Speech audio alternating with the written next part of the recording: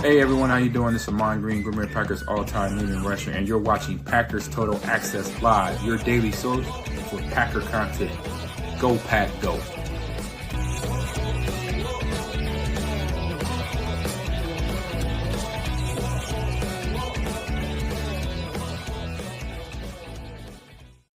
What's up, guys? Welcome into Packers Total Access. My name is Clayton. You can check us out on packernet.com. Find me on Twitter at Packers_access on this glorious July the 26th.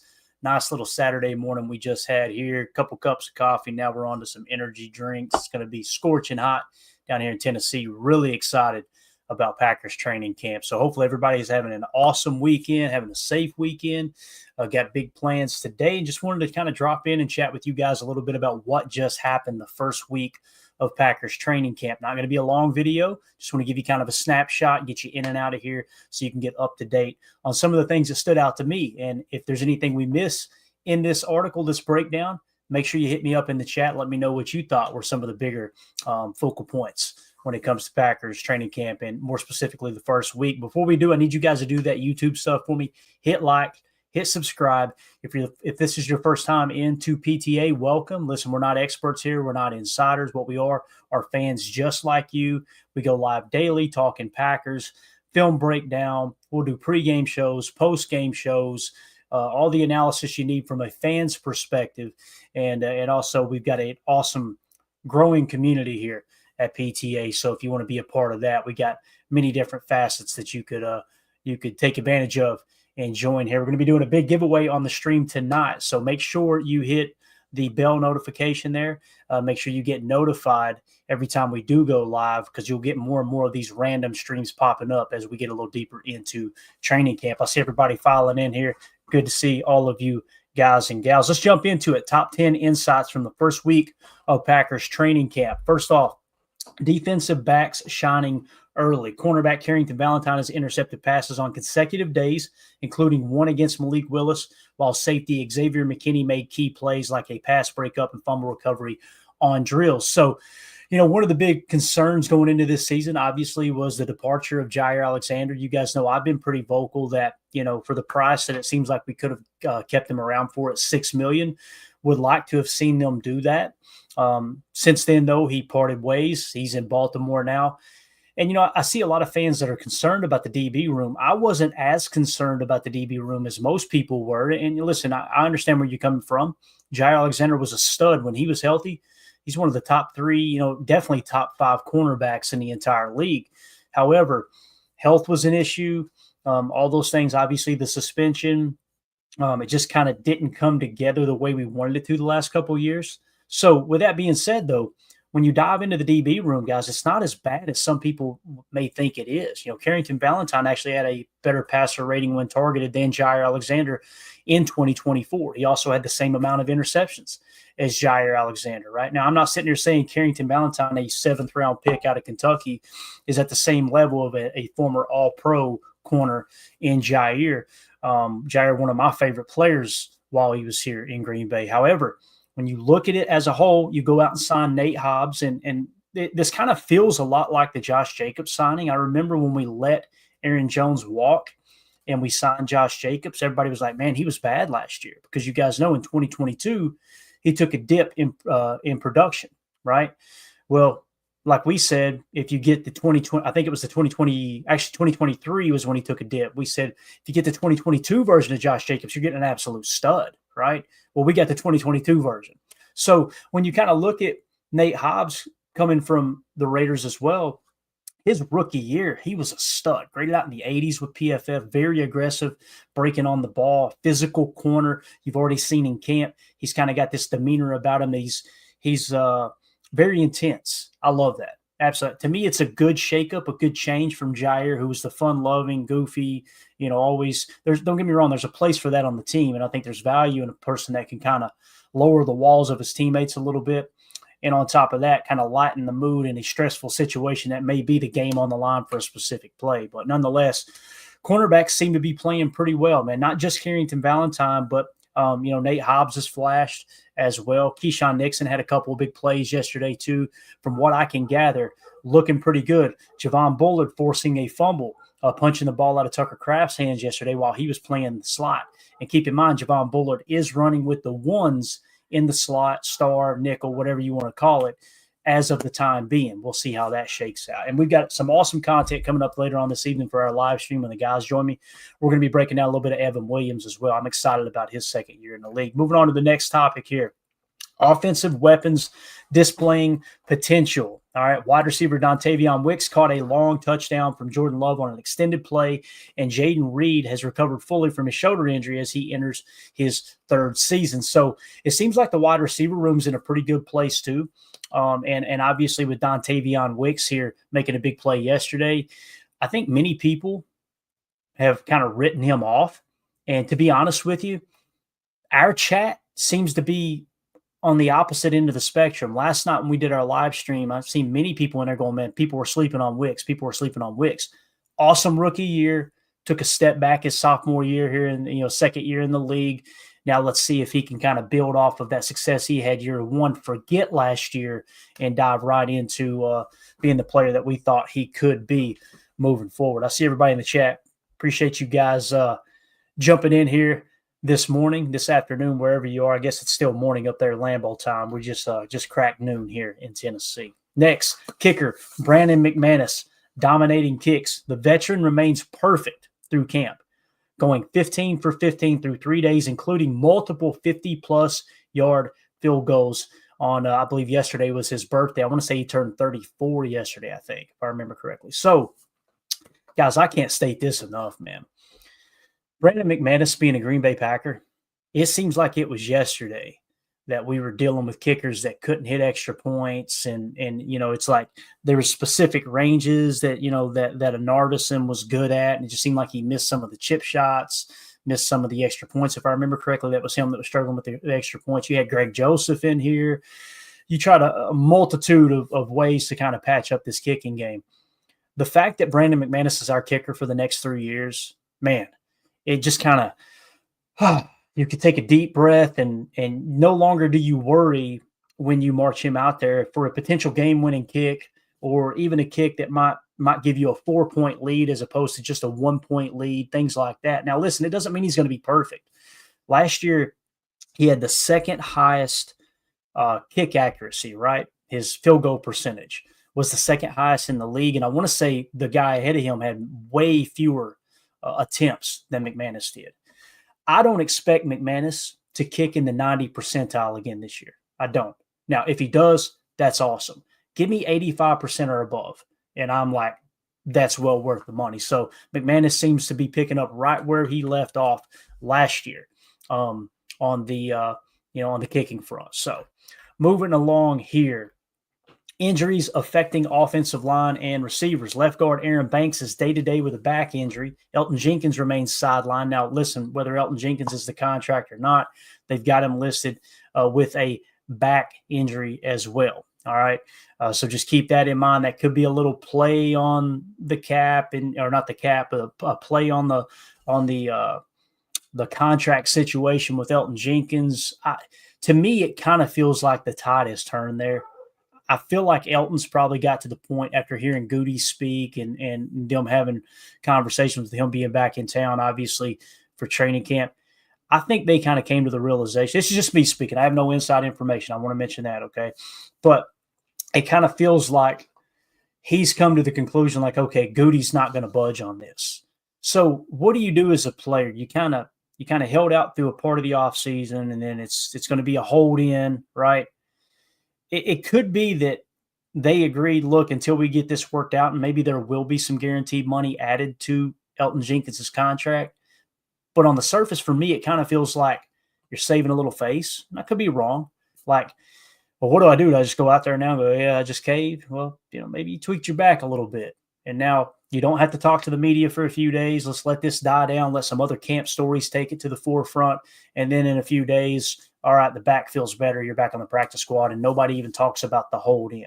I could be wrong there, but that's kind of the way it feels to me. So we'll see how all that shakes out as we move forward, obviously, and get a little deeper into camp. Now, the other thing, rookie wide receiver Savion Williams is out with a concussion, leading to lineup rotations.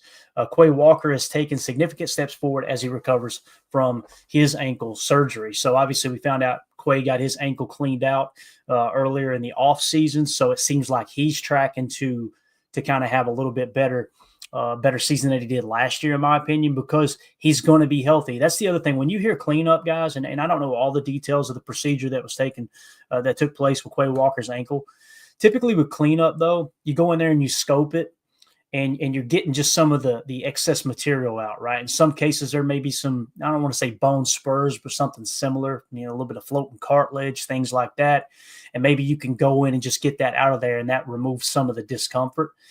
To me, I'm expecting Quay to be as healthy as he's ever been, because that ankle injury, it didn't just bother him, when it kind of ended his season last year, but it also, if I remember correctly, it was something that bothered him the year before a little bit as well. You just seen him pop up on the injury report from time to time. So I'm excited to see him at a full 100% as well. Now, left guard Aaron Banks on the day-to-day with the back injury.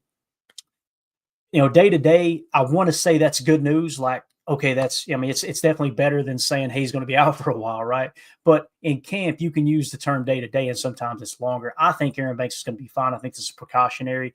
And me personally, when you pay somebody like Aaron Banks the money you did in free agency, and again, we've talked about it's a 4-year deal that's really a 2-year deal when you really look at the guaranteed money and how the contract breaks down and the Packers can get out of it. So I really like the signing.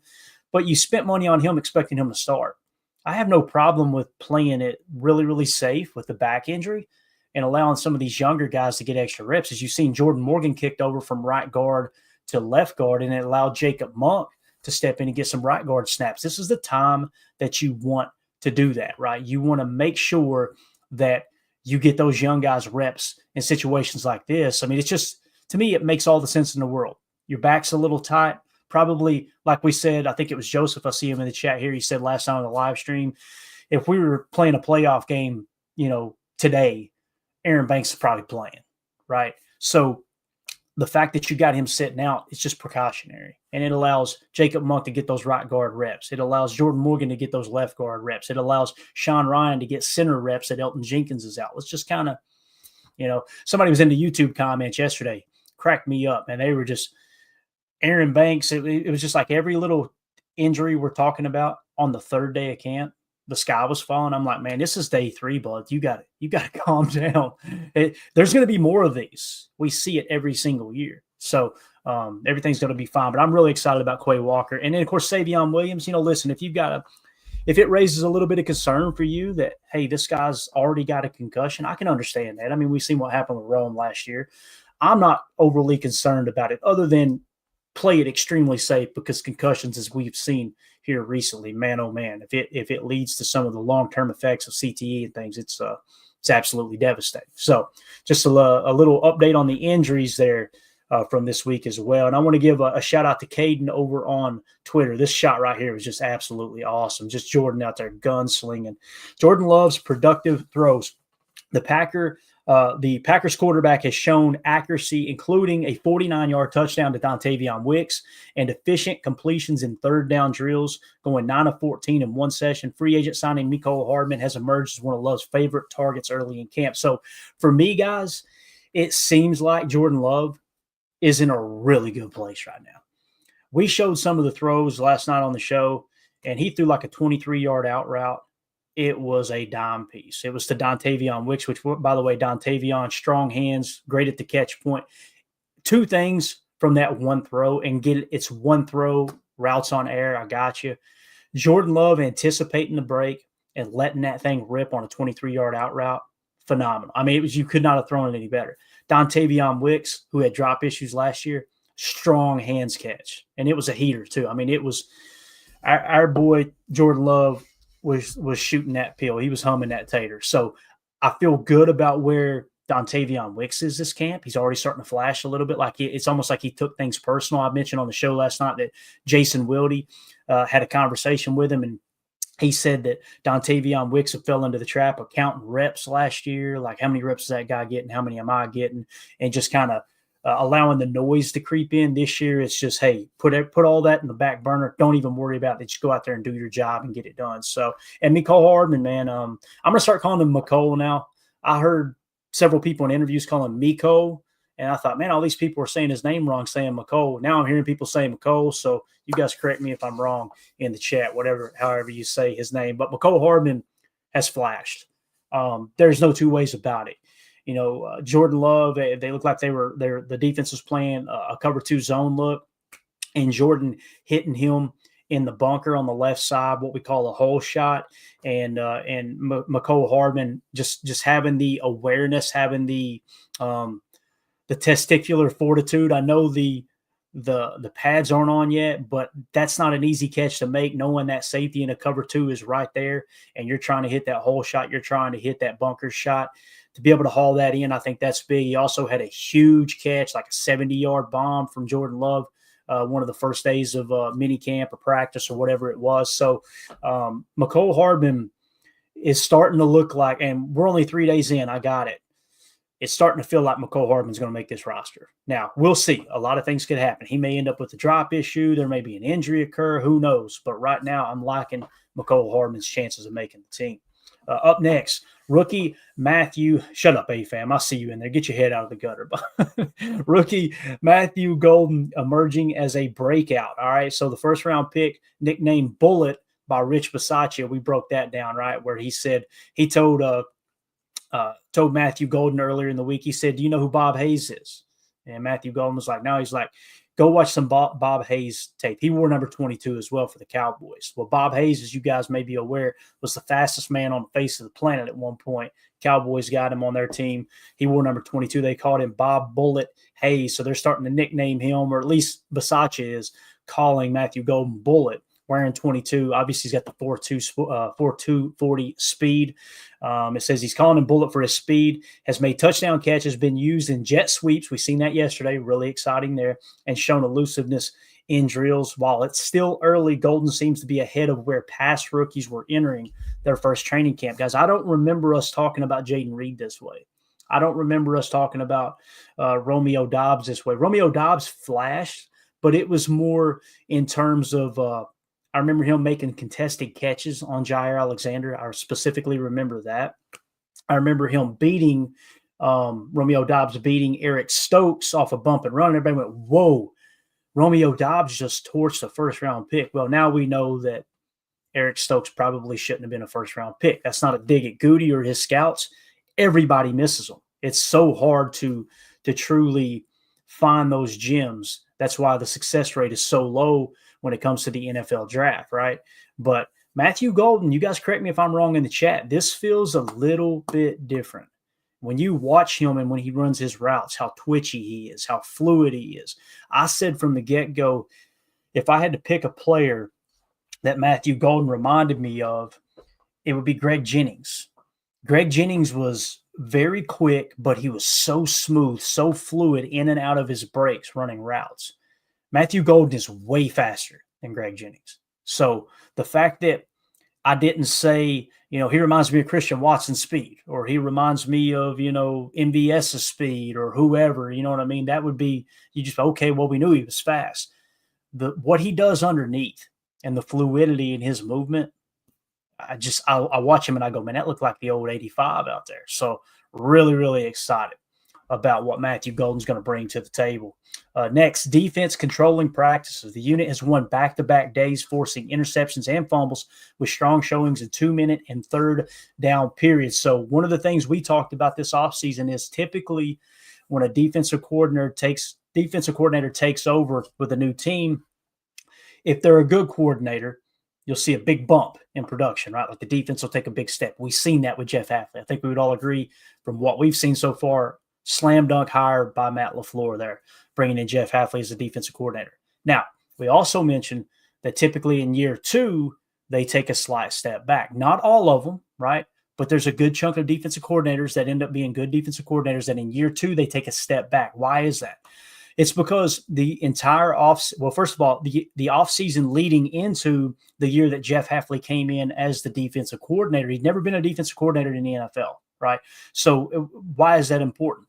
Opposing teams don't have the ability to go pull his tape and watch what he did. You can go watch him at BC, at Boston College, but the college game is totally different than the NFL game.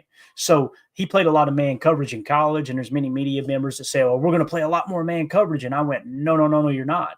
He comes from the Pete Carroll cover 3 coaching tree. You're going to see a lot of zone defense. Lo and behold, that's what we did last year. Now, a hybrid from a cover 3, we went to more cover 6, cover 9, cover 4 match looks, mixed and matched as you went through the season. Teams now have a full season of tape on Jeff Hafley. So Jeff Hafley has to make the decision of going into the season. All right, do I change up what I do that worked last year? Do I stick with what worked, or do I change it up, knowing that offensive coordinators know exactly what we did now? They had all offseason, especially the NFC North offensive coaches, to break down and dissect what it is Jeff Hafley did really, really well. So that's why I would kind of expect a slight step back. However, early in training camp, seems like the defense has got the edge on the offense currently. Now, as we talked about last night, I think Emilio brought it up. It's a great point. This typically happens in training camp. The defense is typically one step ahead of the offense almost always, because the offense is trying to work on new stuff. They're trying to get things kind of implemented and everybody getting on the same page. You got new targets. I mean, you're talking about Matthew Golden, Savion Williams, new receivers, McCole Hardman, newly added to the team. You've got a new left guard who's missing with injury now, but he's stepping in. Everybody's trying to communicate. Oh, by the way, you're playing with your second and third string center because Elton's out. So I want to pump the brakes a little bit on the defense, but this is good. This is what you want to hear, no doubt. So defenses seems to be showing up currently at camp. Up next, Javon Bullard's turnover creation. The safety forced a fumble from Tucker Kraft and has been active in coverage, including a pass breakup against Romeo Dobbs. Javon Bullard continues to run with the ones in the slot cornerback in Jeff Hafley's nickel 4-2-5. Now, this kind of caught me. I don't want to say caught me off guard, but I'm a little bit surprised because I somewhat expected Nate Hobbs to just be the nickelback, although we talked about, and we were pretty vocal this offseason, that he can play outside as well. So it seems like they're going to give Bullard every opportunity to solidify his role in the nickel, which last year he played that nickel spot, that star position, much, much better than he played safety. So why not press into what he does well? And Evan Williams was damn near dominant last year at the safety position, right? So we came into camp thinking Bullard may go back to safety. Evan Williams might take a slight step back in terms of reps. Nate Hobbs would be in the slot, and the outside would be like Carrington Valentine and Keyshawn Nixon, right? Well, what it seems is happening is Keyshawn Nixon and Nate Hobbs are on the outside. Javon Bullard is still in the slot. Evan Williams is still at safety. That all sounds great to this point, but Carrington Valentine is fighting for a starting job now, right? So it's kind of, if like we were to play a game tomorrow, it feels to me like Carrington Valentine is going to be the man out of the lineup until someone gets banged up. Now, we just showed you, we opened up with, he's already got 2 interceptions in camp. So he's doing everything he can to solidify that spot. But as Mark Tauscher says on Wildy and Tausch all the time, you know, late round picks have to constantly prove they belong. Early round picks have to constantly prove they don't belong. Javon Bullard's a 2nd round pick. Carrington Valentine's a 7th round pick. I could see why they would. I won't agree with starting Bullard over Valentine, and I know they play 2 different positions, but one or the other is going to be on the field. That's why I say you're choosing him over the other, because Hobbs would kick to the slot if you went that route. But it's just going to be interesting. It's going to be interesting to see how that plays out. And again, guys are going to get banged up, and it's early in the process. But definitely something to keep an eye on, that Javon Bullard's still running with the ones in the nickel, and obviously still creating turnovers. We seen him do that in the regular season last year, guys. When he punched that, you know, I mean, there was multiple times he caused fumbles. I remember one, I think it was against Chicago, smoke screen. He flies in there, blows up the catch.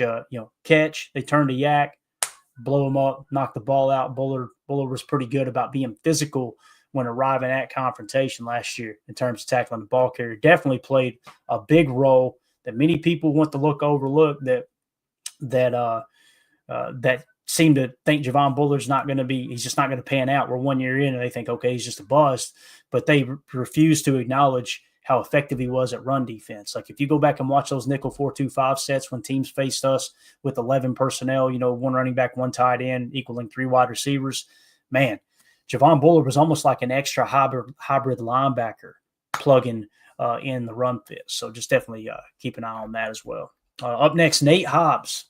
Nate Hobbs' physical presence. The cornerback has stood out by showing his competitiveness, earning praise from Matt LaFleur. There's a leadership void in the Packers cornerback room, and it seems Hobbs is the front runner to fill that. Now, you guys know he and Carrington Valentine go way back to when Carrington was in high school, and they've been working out all offseason together. I've been sharing all that over on my Twitter account at Packers_access. And, yeah, Nate Hobbs seems to have emerged as the leader of that cornerback room. I love it. I absolutely love it because, again, it can get a little awkward, and this may sound silly to some, but I'm telling you, it's a real thing in the National Football League. It can get a little awkward when a lower-paid guy, like you got Nate Hobbs, who's making the most money in the cornerback room, and like let's say a Keyshawn Nixon who's making $6 million per. If Keyshawn Nixon's the vocal leader, you can kind of get to stepping on each other's toes. And I know there's people that I don't care about that. I want to not care about it too, guys.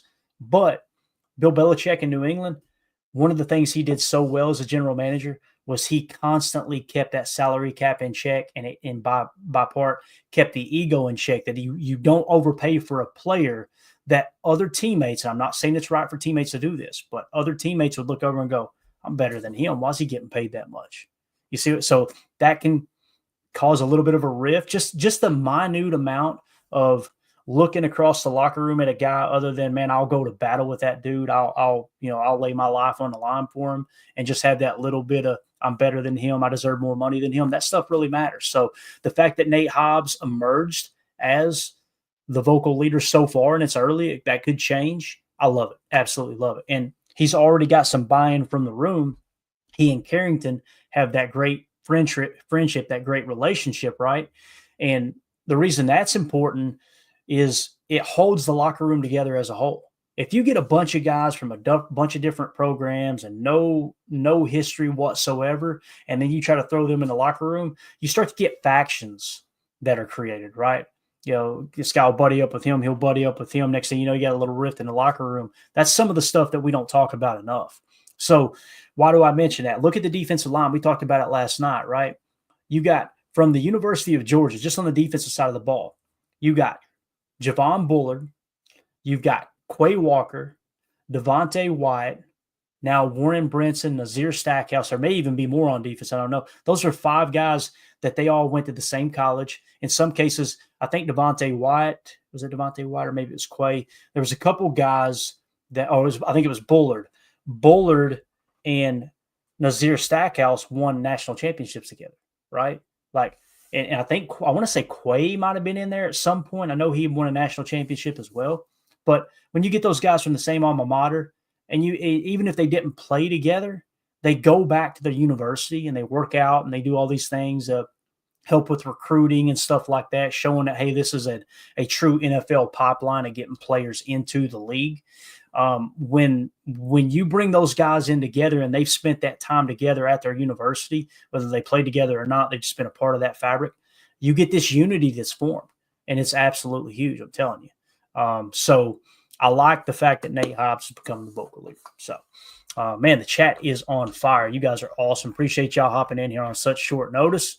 Wish we could use the chat a little bit more when I'm doing these solo streams, but you guys know how it is. I'm like a rat on acid anyway. I can't stay focused for more than 2.5 seconds. So if I get to looking at the chat and then trying to hit the content we were going to get into, get stuff. So really appreciate y'all hanging out here this afternoon. We're going to get out of here, guys. This was supposed to be a 10-minute video. We're at the 30-minute mark. So imagine that, right? But if you're new here, welcome into PTA. Appreciate y'all making us a part of your afternoon. Hit subscribe. Make sure you click that bell so you get notifications every time we go live. We'll be back tonight, 6:30 p.m. Central Time for PTA Live.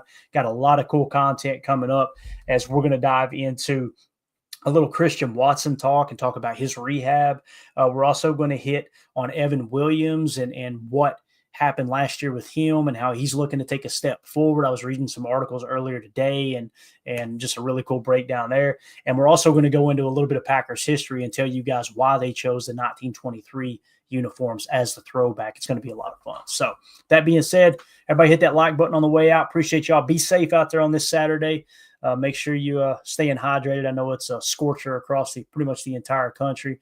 And I want to give a special shout out and thanks to our international viewers and listeners as well.